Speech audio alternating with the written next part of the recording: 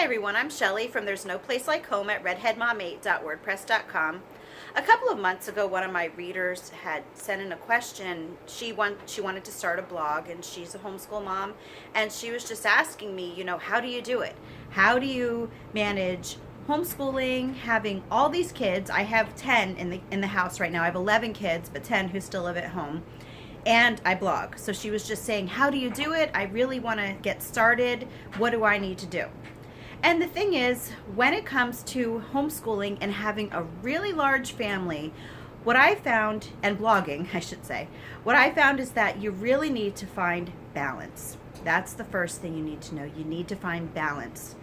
When I decided to start blogging, it was kind of a hobby blog. I started the very end of 2013, and I blogged for maybe 5 months, and it was kind of like a hobby blog to me. I enjoyed doing it, but I didn't really take it that seriously. But I actually started my blog back up again just March 28th of last year. So it's been just over a year now that I've been blogging, what I would call seriously blogging.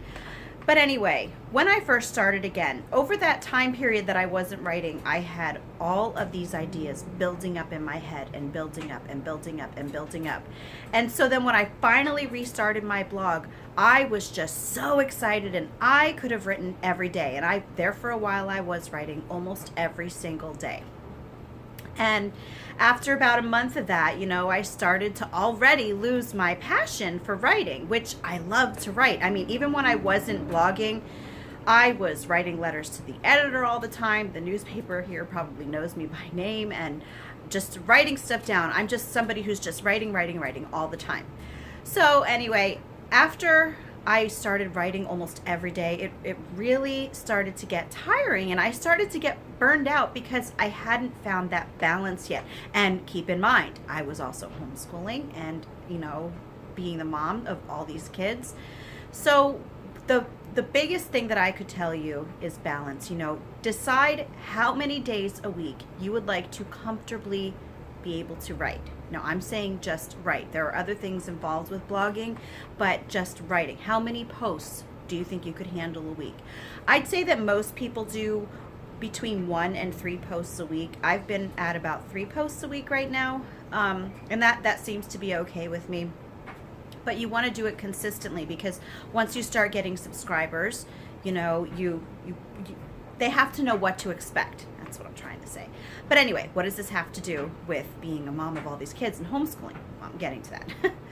When you have all these responsibilities added on top of you, and I mean everybody has responsibilities, whether they're homeschooling, whether they have a bunch of kids, everyone has stuff on their mind. But I've got to say that we moms of many who are homeschooling tend to be a little bit more flighty at times than others. So what I found is that anytime that an idea crosses my mind that I would like to write about or do a video about, I write it down right away. So I keep a binder where I have all of my writing or video ideas. So as of right now, I probably have about 200 topics that I want to write about, and at least 30 that I want to make videos about. And you know what? That's okay, because that if there ever comes a time that you're like, oh darn, I can't think of anything to write, you just refer to that book, because there's tons of stuff. So that's one tip that I have for you.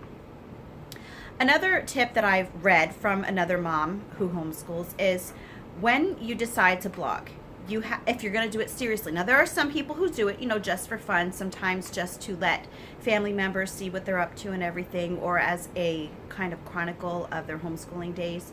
So, that is a little bit different. But if you're deciding to do it seriously, become what I would consider a professional blogger, you have to either decide you're either going to wake up very early in the morning, or you're going to go to bed very late at night. And if you have watched my other videos or read my blog, you know that I hate mornings.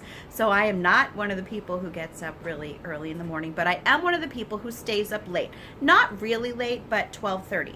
And 12:30 is when I usually go to bed. But anyway, the reason that I stay up until that time on those 3 days a week. Now, I don't stay up until 12:30 every single night. I still don't go to bed early because I'm doing other things with the blog, but on the nights that I write 3 times a week, those are the days that I'm actually up the longest. And the reason that I'm writing at that time is because I don't have an office. I have 10 kids in the house. It's loud. There's always stuff going on. And even if I would say to my husband, hey, can you keep the kids away from me for about 2 hours while I write? Even if he tried to, it wouldn't happen. You know, there's always somebody knocking on the door, and I can't even go to the bathroom or take a shower without somebody doing that. So I'm definitely not going to get 2 hours of quality blogging time in order to do that. So what I usually do is I wait until 9 o'clock. The kids go to bed. I usually will put something on TV kind of like as background noise. It usually has to be something that's narrated. I don't know why, that's just me. It helps me concentrate. And I just sit there in my living room and I write. And that's when I do it. I start at 9, like I said, after the kids are asleep. And that is when I write, because I can't concentrate when the kids are around. I just can't do it. So that's what I do 3 times a week. You also have to find time for social media, which I'm going to tell you that I really don't like social media all that much. I think it's very time consuming, and I just think that it really wastes a lot of our time. And I'm not speaking blogging wise, I'm speaking when you use it personally. So you're not going to find me really using social media personally. I use it for my blog, and that's pretty much it. So what I do is I usually do have certain times of the day that I will do my social media things. Usually first thing in the morning. You can find out some homeschooling blogs to link up to, if that's what you're going to be, you know, writing about is homeschooling, but there are always link ups that you can link up to. I do that as soon as I wake up in the morning. I do my tweeting and pinning and putting on Facebook and all that stuff in the morning. Then a lot of times at lunchtime, I will do that again. And then I do it again at night after I'm done writing. And I know that I don't do the social media thing as much as a lot of my fellow bloggers do.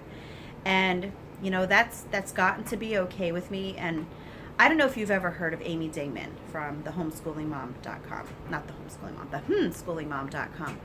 But she also makes videos, and I'd say about a month ago, she made a video basically saying that you don't have to do everything. You know, it's okay if you're not doing what everybody else is doing. And that video really helped me. I'm going to link that to the bottom, because I'm friends with a lot of fellow homeschool bloggers who are just rocking it out there, doing so many different things. You know, they are speaking at homeschool conventions, and they're making printables all the time, and they're doing podcasts, and you know, of course they're blogging, and they're doing all this neat stuff, you know, with their website and everything. And I just think, oh my gosh, I just can't keep up with these people.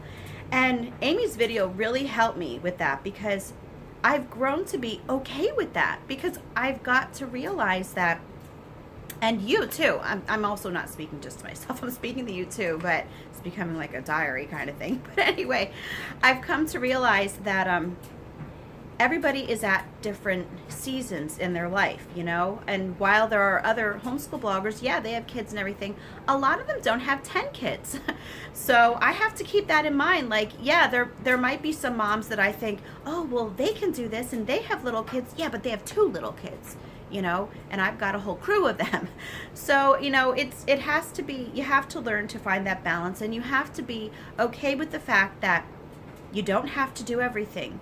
You have to do what you have time for. You don't want to push your family by the wayside in order to be able to do all these things. So like for me, the things that suffer, I'm going to say, are my website. You won't see me updating things on my website very often. And I've come to realize that I am more of a writer than a blogger. I kind of think of bloggers as those people who are tech savvy and know how to do all this stuff on their website and are always updating it and making it look awesome and everything. And nope. My blog just stays looking the same all the time, because to me the content of my writing is what I really enjoy doing. So that's one thing, you know, that I've kind of pushed to the side, and right now I'm okay with that. Another thing that I don't do as much as my fellow bloggers is I don't do as many affiliate programs as my fellow bloggers. I know there's a lot, and I'm getting a lot of emails all the time about asking me if I'd like to join their affiliate program. And what I found is that I did join a bunch of affiliate programs a few months ago, and I thought, oh, I'll just keep them in my notebook, and that way I'll be able to keep up with them, and I couldn't keep up with them all. So I've narrowed it down. I use maybe 2, maybe 3 affiliate programs right now that I will use on my blog, and I know there's tons of great affiliate programs out there. But at this point in my life, it's just too much for me. So I've narrowed it down to 2 or 3, and that's what I do. Oh, let's see. What else was I just thinking of that I completely forgot about? Printables. Okay. I would love to learn how to write printables. Not write printables. I can't even talk. How am I going to write? I can't talk. I've made a few printables. I'm not great at it. And I look at, my friends who are doing this, and they do such an awesome job. And I'm thinking, I should be doing this. I should be working on how to do this. I can't, I don't have time.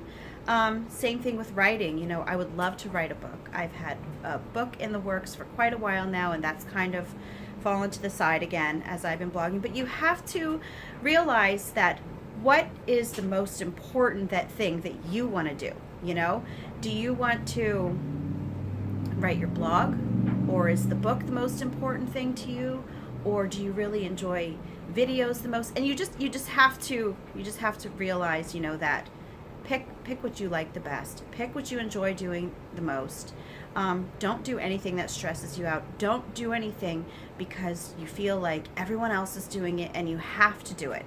So I don't know if this has helped any of you when it comes to homeschooling and blogging and having, a bunch of kids. But those are my main tips. You have to write when your kids are asleep. That is like my major tip. And your social media sharing, keep it short. Don't spend 2 hours sharing on social media. Just keep it as short as possible. Pick designated times. You want to treat blogging as if it were a job, and it really is. You're encouraging people out there, and people look forward to reading what you have to say.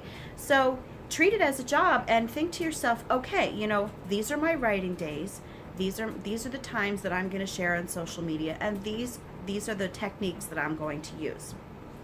So yeah, that's what the biggest thing that you want to do is, you just know your limits. Okay, work around your family's schedule, and remember that your family always has to come first. Again, I am going to link to Amy's video at the bottom, because her video it really helped me so much. It was kind of like a weight off my chest, like, whew, I really don't have to do all this stuff. And it's true, we can all become so wrapped up in it. It's cool when all these people start subscribing to you. You're like, oh wow, people like to read what I have to say, and it's really interesting, to meet all these people. But you can get so wrapped up in it that you get excited, overexcited, and you start doing way too much, and then you reach that point where you're just like, oh, I don't want to do this anymore. So don't do that. Find your balance. And that's all I really have to say when it comes to blogging and homeschooling and being a mom. Like I said, I'm not I don't do all the things, okay? I limit myself, I do what I enjoy, and I work it around my family's schedule. So you have a great day. I hope this has been helpful.